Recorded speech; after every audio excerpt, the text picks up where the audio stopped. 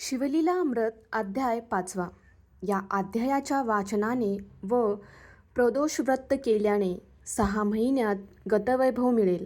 हरवलेली व्यक्ती पुन्हा भेटेल. चला तर मग सुरुवात करूया.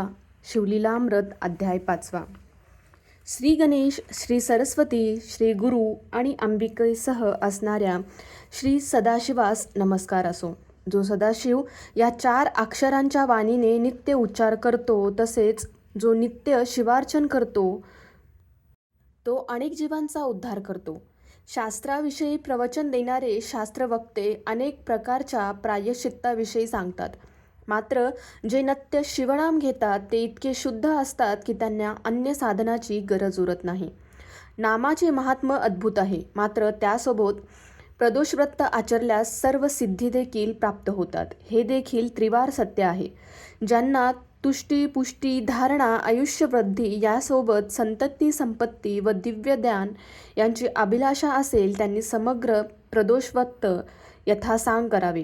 प्रदोषव्रताचे आचरण भक्तिभावपूर्वक केल्यास या जन्मी त्याचा पडताळा येतो. केवळ 6 महिन्यात अशाने दारिद्र्य तसेच दुर्धर यातना पूर्णपणे नष्ट होतात. हे व्रत 1 वर्षापर्यंत केल्याने ज्ञानप्राप्ती होते. 12 वर्षापर्यंत केल्याने महत्भाग्य प्राप्त होते. अशा प्रकारे उच्चारलेल्या या व्यासवचन कुणी असत्य मानले तर त्याला जगाच्या अंतापर्यंत बंधनदोष राहील.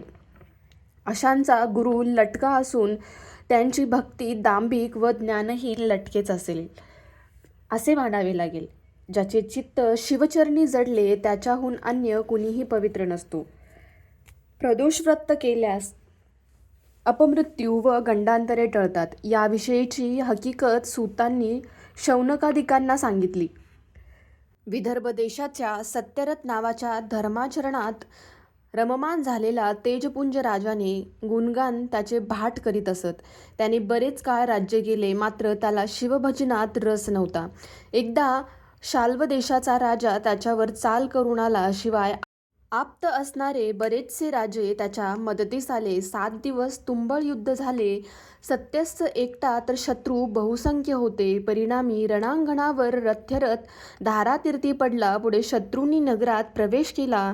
त्यावेळी देखणी आपली राजपत्नी गरोदर होती. 9 मास पूर्ण झाले होते. ती एकटीच धावत राणावनातून पळत असता अनर्थ ओढवला. अत्यंत कोमल अशा त्या लावण्यहरणीच्या पोटात काटे सरटे रुतले आणि ती मूर्छित होऊन जमिनीवर पडली. पुन्हा उठली, पुन्हा मागे वळून पाहिली. शत्रू अविचत पकडतील म्हणून ती उठून पळून पाही.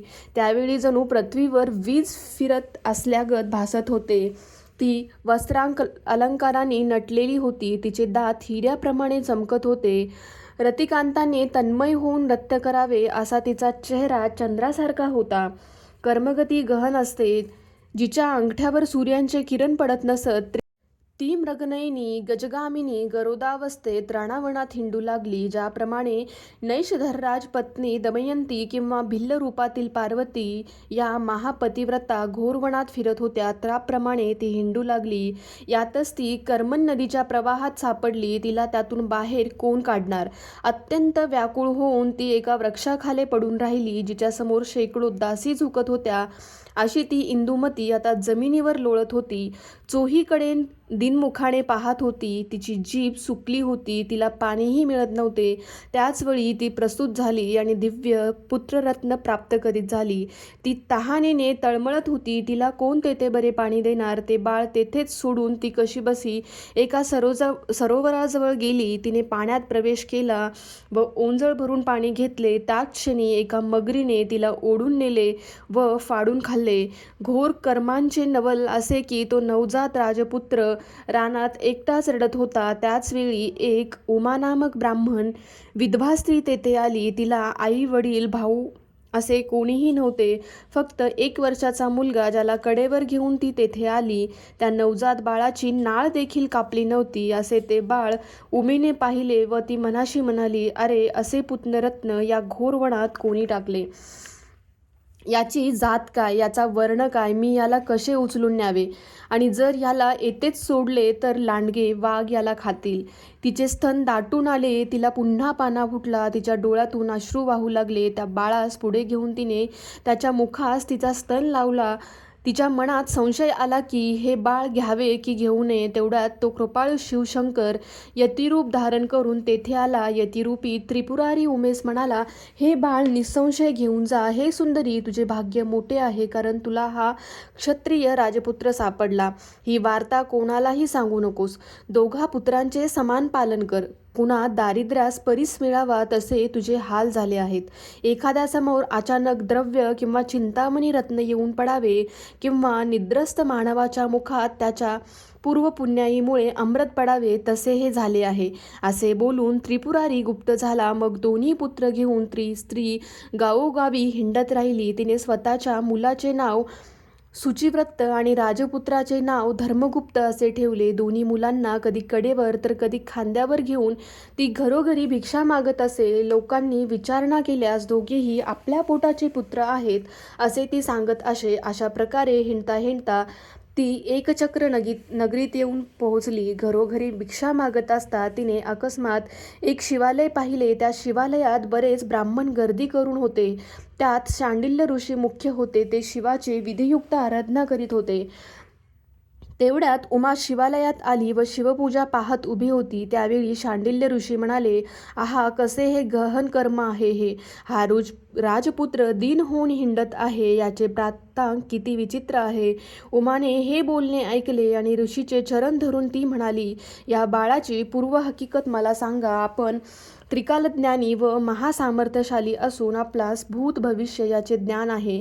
याचे आईबाप कोण, ते जिवंत आहेत की मरण पावले. त्यावर शांडिलांनी त्यांचा पूर्ववृत्तांत सांगितला.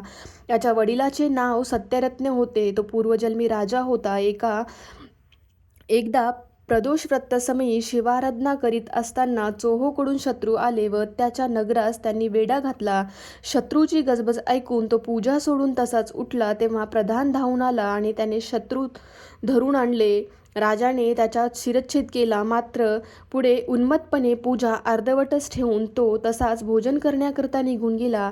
विषयांग झाल्यामुळे त्याने पूजेला स्मरण राहिले नाही. त्याचा परिणाम म्हणून या जन्मी सत्यरत्र अल्पयुष्य झाला आणि तरुण वयात निधन पावले. म्हणून शिवपूजन अर्धे सोडू नये. या राजपुत्राच्या मातेने तिच्या सर्वतेस मारले होते. परिणामी तिची सवत मगर रूपाने आली आणि पूर्वजन्मीचे वैर जाणून तिने तिला ओढून नेले आणि रागाने फाडून भक्षण केले. या धर्मगुप्त राजपुत्राने पूर्वजन्मी कोणतेच शिवव्रत केले नाही, म्हणून त्याच्या आईवडिलास मृत्यू येऊन हा अरण्यात पडला. याच कारणास्तव प्रदोषव्रतसमयी शंकराची एकचित्ताने पूजा करावी. तसेच पूजामध्येच अर्धवट सोडून कधीही उठू नये. प्रदोषव्रतकाळी भवानी समोर बसवून कैलास नृत्य करतो. त्यावेळी सरस्वती वीणावादन करते आणि इंद्र बासरी वाजवितो. ब्रह्मदेव ठेका धरतो. लक्ष्मी मधुर स्वरात गायन करते. विष्णू नृत्यगती जाणून घेत त्यानुसार मृदुंग वाजवतो. शिवाचा प्राणप्रिय मित्र कुबेर हात जोडून समोर उभा राहतो.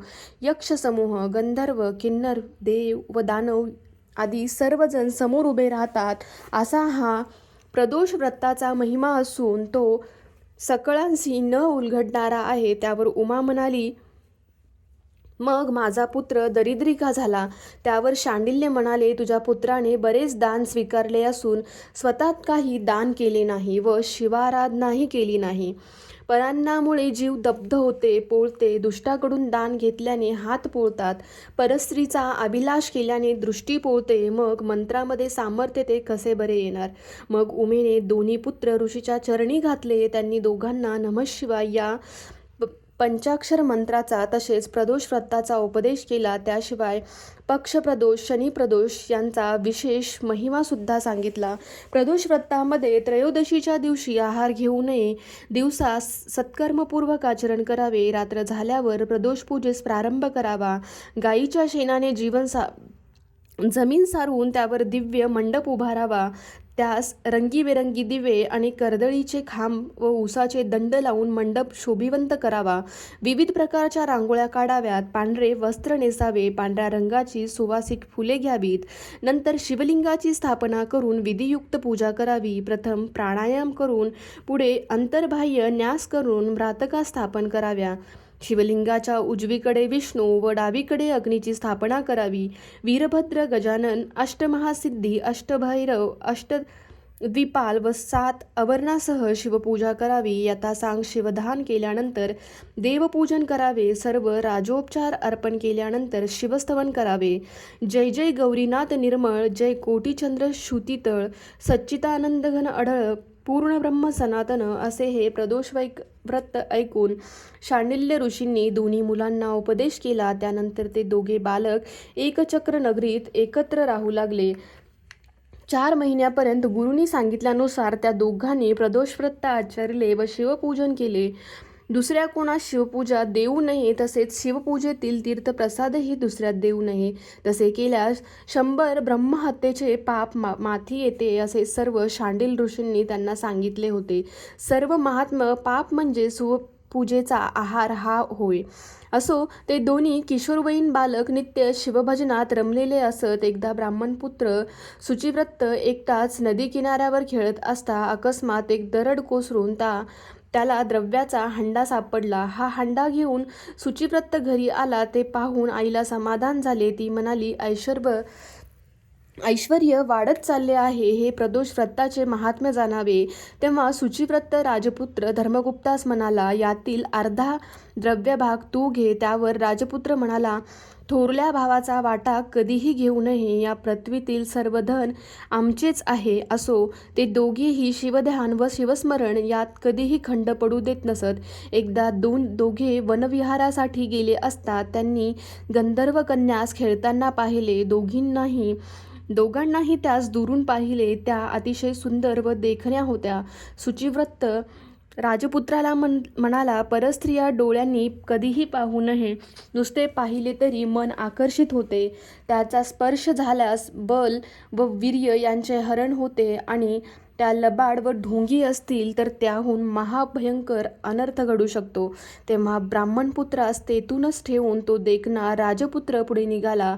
त्याचे रूप मदनाहून सुंदर होते. त्याचे डोळे कानापर्यंत अंग कोमल होते. जवळ जाऊन पाहतो तो त्यास गंधर्व कन्याची मुख्य नायिका अंशुमती या नावाची प्रसिद्ध पद्मिनी असल्याचे समजते. अंशुमती ही क्रोधवीन नामक गंधर्व प्रमुखाची कन्या होती. तिच्या पित्याने शंकरास विचारले होते की ही कन्या कोणास अर्पण करावी बरे. तेव्हा हिमनक जामत म्हणाला होता, सत्यरत्नाचा पुत्र धर्मयुक्त हा परमभक्त आहे, त्याला अंशुमती दे, हे पूर्वीचे शिववचन होते. असो, त्यावेळी अंशुमती राजपुत्राकडे दुरून न्याहाळू लागली. तेव्हा तिला तो जणू दुसरा मदन असावा असे वाटले. चंद्र क्षीरसागरात डुबकी मारून त्याच्यावरील कलंक पुसून आल्यासारखा भासणारा राजपुत्राचा चेहरा अंशुमती न्याहाळून पाहू लागली.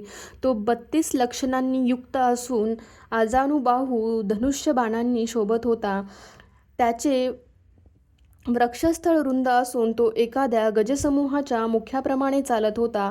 असा तो सर्वगुण संपन्न युवक पाहून अंशुमती आपल्या मैत्रिणीला सांगत होती, तुम्ही दुसऱ्या वनात जाऊन सर्व प्रकारची सुवासिक फुले घेऊन या. अवश्य असे म्हणून त्या मुली दुसऱ्या वनात गेल्या. आता तेथे अंशुमती एकटीच होती. तिने राजपुत्रांना खून करून बोलाविले. तिने झाडांची पाने पसरून एकांतात आसन घातले आणि वृक्षाच्या झावळ्या काढून जमिनीवर अंतरल्या. असो, राजपुत्र स्मितहास्य करून तेथे येऊन बसला. भव्य कपाळ, कानापर्यंत नेत्र आणि लालसर ओठांचा तो अत्यंत कोमल वाटत होता.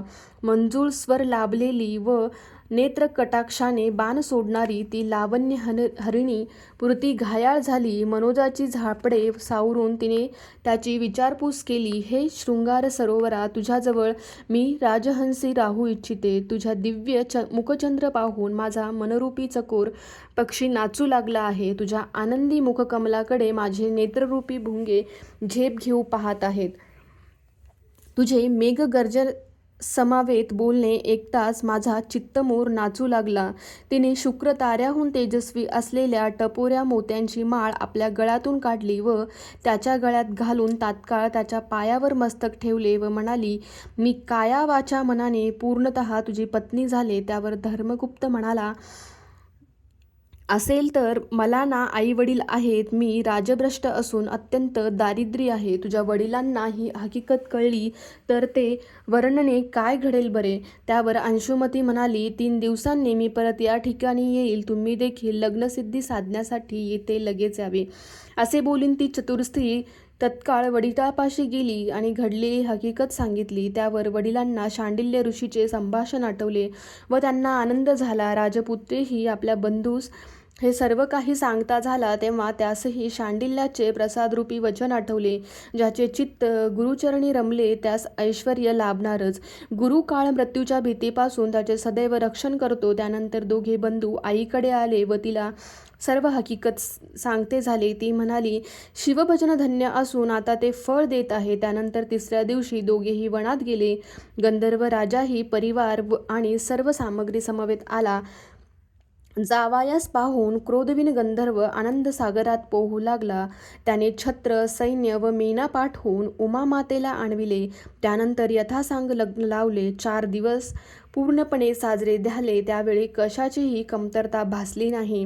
गंधर्व राजाने स्वर्गातील अत्यंत तेजस्वी अमूल्य वस्तू वहिनीला देऊ केल्या आणि जावायास 1,00,000 रथ, 10,000 हत्ती, 1,00,000 तेजपुंज घोडे, 1,00,000 दासदासी, रत्नराशीचे स्थिरताई कोश, अक्षय भाते व शक्ती अस्त्रे, अनेक दिव्य धनुष्ये दिली. तसेच अपार सेना व एक बलशाली गंधर्व सेनापती देऊन आणि यथोचित मानसन्मान करून दोन्ही पुत्र समवेत त्याने उमामातेची बोळवण केली. सुखासनात बसून अंशुमती पतीसोबत लगबगीने निघाली. सुवर्ण दंडाकारी चोपदार तिच्या वाहनास साथ करीत पुढे धावत होते. चर्म, धातू, वायू, तंतू अशा 4ही वाद्यांच्या गजरात चतुरंग दलाचे सैन्य येऊन त्यांनी सत्यरथ पिताच्या विदर्भ नगरास वेढा दिला. नगरातील किल्ल्यावरून तोफाचा अफाट भांडीमार झाला. मात्र गंधर्व सैन्य अफाट होते. त्यांनी क्षणार्धात नगरीचा ताबा घेतला. ज्याने पूर्वी पित्यास ठार केले होते त्या धुर्मशनास जिवंत पकडून आणले गेले व पुढे आपलासे करून सोडण्यात आले. देशोदेशीचे प्रजानन कारभार घेऊन धावत आले. पुढे उत्तम मुहूर्त पाहून धर्मगुप्त सिंहासन रूढ झाला. आता माता उमा व बंधू शुचिव्रत त्याच्या समवेत त्याने 10,000 वर्ष यशस्वीरित्या राज्यकारभार केला. शांडिल्य गुरूचा पाचारण करून त्यांना शतपद्य धन अर्पण करण्यात आले. रत्नाभिषेक करून अलंकार व वस्त्रे देण्यात आली. दुष्काळ, जलटंचाई, अवर्षण, आधी, व्याधी, वैधव्य, मृत्यू, दुःख, शोक, कलह, विघ्ने या गोष्टी हद्दपार झाल्या. प्रजा, ब्राह्मण, आप्तेष्ट यांनी राजास आशीर्वाद दिले. कोणासही कसल्याही प्रकारची खिन्नता राहिली नाही. घरोघर सदैव आनंद भरून राहिला. अशा प्रकारे अंशुमती समवेत धर्मगुप्त राज्य करू लागला. त्याने शुचिव्रतास युवराजपद दिले. ती सरोवरतोपरी प्रजेचे पालन करत असे.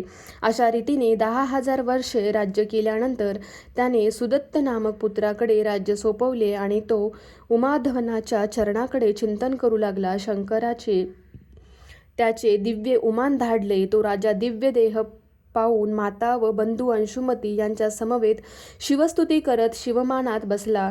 ते सर्वजण कैलासास गेले आणि जगन्माता शिवाचे दर्शन घेतले व जय जयकार करून त्यासमोर लोटांगणे घातली. दीनबंधू जगन्नाथ पतिपावन कृपाळू शिवाने त्या सर्वांना हृदयाशी धरले व त्यांची अक्षयपदी स्थापना केली.